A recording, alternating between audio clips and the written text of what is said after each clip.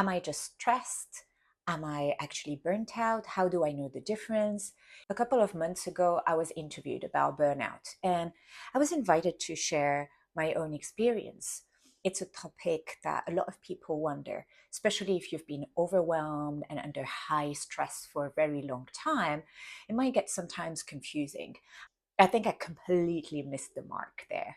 I was very focused on, the self help book type of tone of generalizing everything, not giving like perfectly, exactly precise example um, of how it affects you in real life. That was pretty much it. That was me. So I'm trying to correct this. In this video, stick around if you'd like real lived experience about burnout, what it could be, what it could mean to you, and the different, you know what, I had to stop because I realized I was again going into the fluff. So let's cut things short. Honestly, my first burnout was 2019. It was just after a period where I thought I really peaked. My career was flowing. I was really happy in all areas of life, and on paper, everything looked so great. But truthfully, I was really carrying like something that felt not right, and I didn't know how to pinpoint it. It took a while. It took really a while. But how the symptoms actually blew out of proportion were really coming out of a way what I was like very excited to do well. I was really motivated, really enjoying what I was doing, and I was just obsessed and really focused uh, on succeeding no matter what. I was at the peak of my career in affiliate marketing. I had a loving partner. I had the money to travel and go discover the world and some time to do so. Um, and everything was great. Everything was perfect. And there was always, of course, something lingering, but I never paid attention to it. And I think everything came out when I suddenly lost my job. There was a redundancy round. If you don't know what it is, just look it up. But essentially, a company cannot afford to maintain all their teams, so they make cuts. And right about that time, it was completely life changing. And I had spent 5 years giving my all to that job. I remember when I started, I was spending like from 8 a.m. to 10 p.m. in the office. And all of the sudden, all of that was stripped away from me. So I really got obsessed about finding that next thing, finding somewhere else where I could, bloom and be the same and be as passionate about it as I was in that position that I absolutely loved. And over the years, obviously, I wasn't as passionate as I was on day one, but I still loved that job very much. For me, burnout wasn't really especially happening at work. It happened in that period where I was obsessively applying for new roles from 8 a.m. to midnight and just trying to find that next thing, trying to find that not only to pay the bills, but to also feel recognized, feel useful, feel wanted in some sorts. I remembered that period of crazy 6 months obsessively applying, having like back to back interviews all day long with recruiters, going through processes like 5, 10 stages to only to be ghosted after. And it was very jarring and taking a big toll on me. I was crying every day, feeling completely depressed, didn't have taste to do anything. I had all the freedom in the world. I also was paid off. So I did have money. I had my partner as well, very supportive through the process, but I could not enjoy life anymore. I just reached a stage where I remember what I was just going to quit everything and asked to be internalized in a psychiatric hospital because I just couldn't take it anymore. And at that moment, I realized like something really needed to change. It was a process. I started therapy, things started changing. I had an opportunity for another job, like a contract job. So, not something I was passionate about, but something that just could do the job of giving me a routine. And through therapy and working on myself, I really understood that it wasn't just like the fact that I was out of work and obsessively applying, but the underlying issue underneath all that was the constant seeking of external validation and putting my own happiness into the hands of somebody else.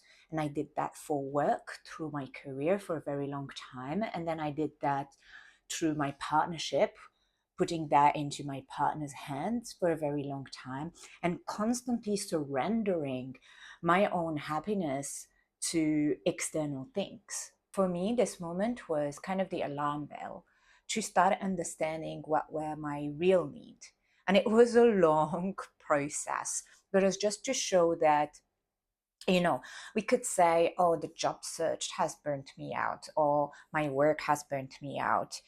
But it's actually what's been laying underneath that pushed that obsessive behavior, that pushed that desire to be recognized, that pushed that obsession to do so well that you'd put your own health to jeopardy.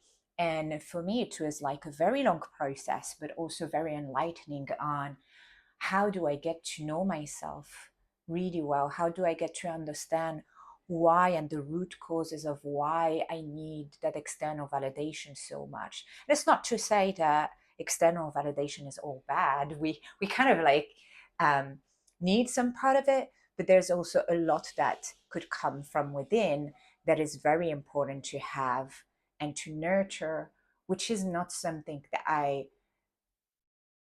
had my attention on or had ever focused on before. This isn't offering you a miracle solution around burnout, but is providing a little bit more education around the fact that it isn't always the most obvious thing that drives you to burnout.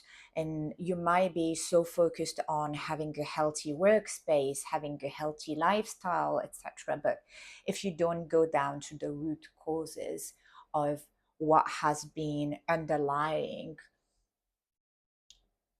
behind it all, behind your behavior, behind the situation where you've been in and how you respond to them, you can get into a cycle of repeating things and patterns over and over again. And like for me, it was always that pattern through work, through dating, through different aspects of my professional and my personal life. And it's only until I understood really how did I grow up? How was I shaped to think a certain way? How was I not feeling recognized in a certain way? And then after that, understanding how I can bring that to myself with a lot of experimentation. How can I be playful with how I navigate life, how I can allow myself to explore different things? And I do know and keep in mind that there are certain realities, like having a family, needing to pay your bills, um, having someone depending on you, like everything changes, obviously, depending on your circumstances.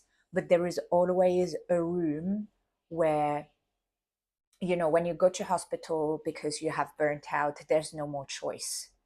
You can't stand with your family, you can't go to work. And eventually you're forced to look inwards. So my take is just whatever your journey is, eventually you'll get a chance to do that, to look inward, to listen to yourself a little bit more, to learn what choosing you means to you, and not because somebody else has taught you, oh, this is the way to get to know yourself. No, it's only you who can know that. So that's why I'm stepping away a little bit from this kind of like self help, how to mentality, and just sharing a little bit of my story. I've burnt out not because I was in a toxic work environment. I've burnt out, although those exist. I've burnt out because I drove myself nuts trying to do well in life.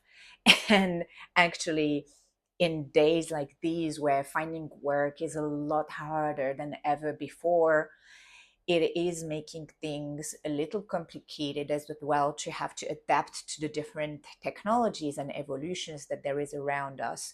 So I can imagine how much this could make everyone's wounds flare up and get very triggering. So hopefully you're not feeling alone in your story, and that after watching this, you kind of at least get a different perspective that it's not always the most obvious thing, and that there are underlying issues, and that it takes time, and hopefully you can find the space to give yourself grace to figure that out, because you will. It's just a matter of time.